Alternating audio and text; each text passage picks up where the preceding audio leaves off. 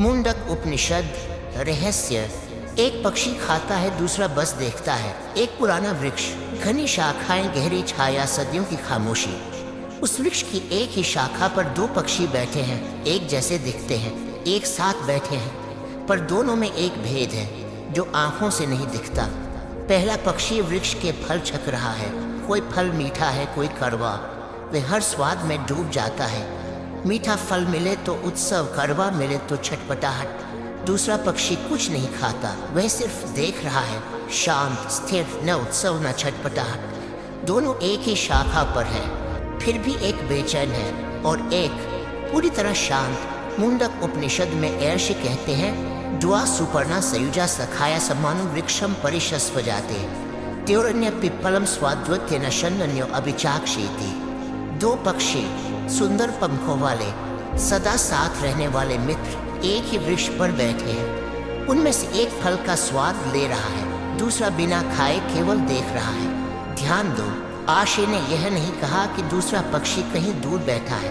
वह कहते हैं समानम वृक्षम, वही वृक्ष, वही शाखा, वही जगह। दूसरा पक्षी कभी तुमसे दूर नहीं गया, वह हमेशा तुम्हारे साथ बैठा है। इस दृष्टांत के भीतर तीन रहस्य छिपे हैं। पहला, खाने वाला पक्षी, ये वह मन है जो हर अनुभव में कूद पड़ता है। सफलता मिले तो फूल जाता है, असफलता मिले तो टूट जाता है। यह पक्षी हर फल को मेरा मान लेता है, हर स्वाद उसे बांध लेता है। यही जीव है, यही अहंकार है। ये सोचता है मैं भोग रहा हूँ, इसलिए मैं ही सब कुछ हूँ। दूसरा, देखने वाला पक्षी, यह वह चेतना है जो कभी फल नहीं चखती। वह बस उपस्थित है, साक्षी की तरह। वह न जीतता है न हारता है, क्योंकि वह खेल में उतरा ही नहीं। जब खाने वाला पक्षी रोता है, देखने वाला पक्षी फिर भी शांत रहता है, क्योंकि दुख उस तक पहुंचता ही नहीं। तीसरा, दोनों का एक ही वृक्ष पर होना, यही सबसे गहरा रहस्य है। ये दो अलग पक्षी नहीं हैं जो कभी मिलेंगे। ये तुम्हारे ही भीतर के दो आयाम हैं। एक तुम्हारा अनुभव करने वाला हिस्सा, दूसरा तुम्हारा देखने वाला हिस्सा। तुम सोचते हो कि तुम सिर्फ खाने वाला पक्षी हो।